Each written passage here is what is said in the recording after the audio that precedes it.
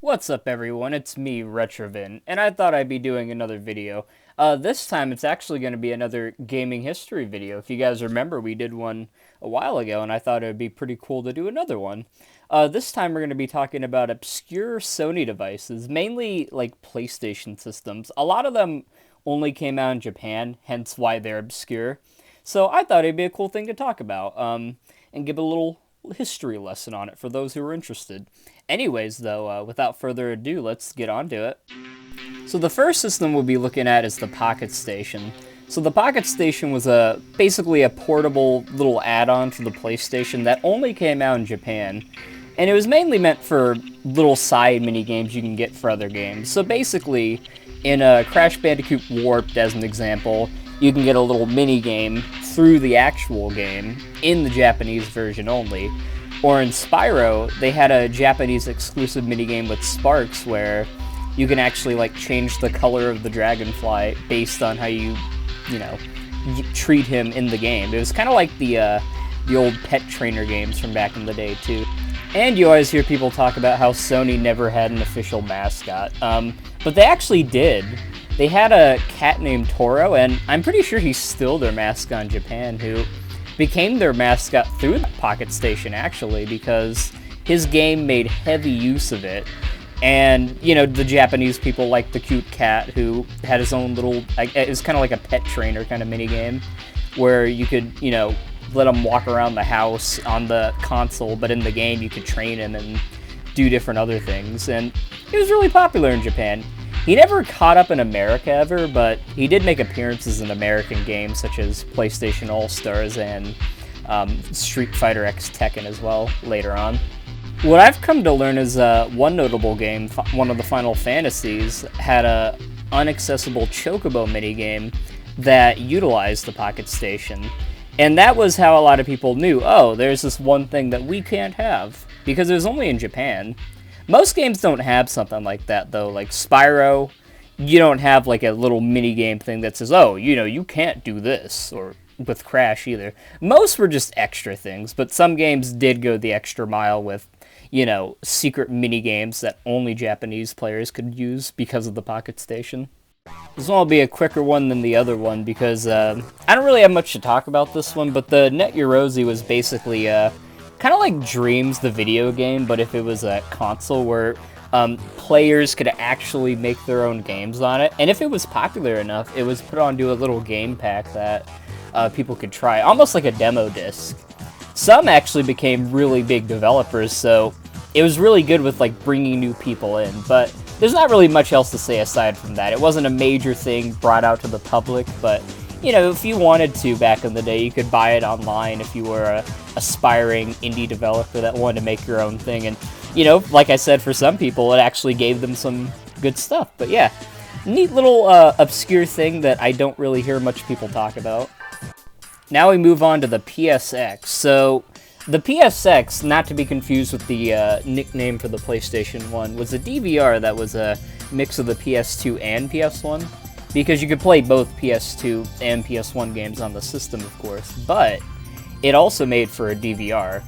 Now you notice it has the English text right here. That's not what it originally had. This, again, like most of these devices on here, was Japan only. And it didn't really sell well in Japan, which was why it didn't get an international release later on. But there have been English patches, which are really neat. Credit to the person who did this. I'll be linking all these channels that did these on here so you can go ahead and check them out. But yeah, the PSX basically actually superseded the PS3 and PSP menu, which so this menu you see here, the XMB, came from this, which Sony later used, which is a pretty neat thing. It's a good menu, and I'm happy that they you know, kept it worked. But I'm not even done yet, because this thing had tons of stuff on it. Like, you could record stuff and put it in there. Not even just for DVR purposes, but like with a camera. And they'd even make like little videos that would like edit pictures together, which is pretty crazy for 2003. You could also just straight up watch TV, which is, you know, hence why it's a DVR. Almost a cable box too, which is pretty wild. Then of course you can play DVDs like you'd expect. You can also play different music tracks. The PSX itself actually had its own set of special ones that some sound pretty good from what they showed off, but I'm pretty sure it's mostly from just Sony, so you can't really find them anywhere except for this video, sadly. Interestingly enough, the design used an interesting white color palette that Sony never usually uses. They usually use black for their systems, and I say it's interesting because, of course, that's what the PS5 would later on use, but the PSX was the first system to use just straight up white colors and black kind of mixed in a little bit, which is cool. It actually looked good for what it was. The only issue is it was kind of big, and we're not talking PS3 big, but bigger than a PS2, so, you know, it took up a lot of space, all things considered still, so it looked clunky even with the nice color look it had. Now, this one isn't technically a device, but it is an obscure thing that, you know the line, you can only get in Japan, and it was a PlayStation 2 broadband navigator, which basically let you go on the internet with your PlayStation 2. And they even had like stuff like newsletter things where you can look up news for recent games at the time, or you can go to like different channels, like they had a Capcom channel or a Namco channel for like different games. You can even download little mini games, like old arcade games, on it as well. And they even had a modified PS2 menu, which is pretty neat. It was basically mostly the same as your regular PS2 menu, but now you can download different tracks, you could download different videos and all that. And it was a modified version of the PS2 menu, which for some dumb reason they decided not to release anywhere else. I don't know if this is the reasoning, but a possible reason for it not releasing outside of Japan could be because it was very close to the PlayStation 3 release date, which means, you know, Sony of America was probably focused on that at the time, and they're thinking, you know, we don't need this extra little add-on for this old-gen system. Overall, though, this also had an English patch, so anybody in America or any other English-speaking country can enjoy it too.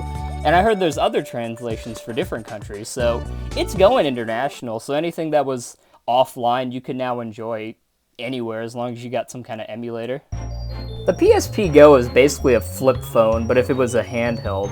The PSP Go wasn't too bad the way they made it. It was nice and slim. It just had one problem. It was digital only, so if you had a physical PSP game, you couldn't really play it on that. Which, you know, kind of made for a bit of an issue because this was back in a time when you couldn't just have a digital version and it would sell well because most people didn't download their games. They usually got physical copies of their games, especially for handhelds, so it didn't really sell too well. It was a nice system for what it is. Like, it looks nice and sleek, I'm sure it played well, but Sony heavily tried to market it.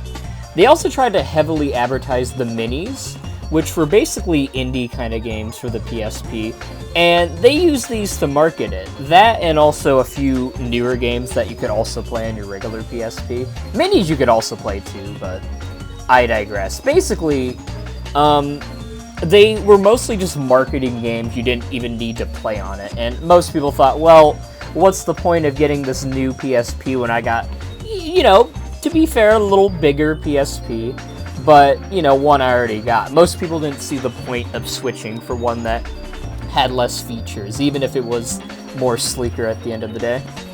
Now, I know this wasn't every obscure PlayStation device.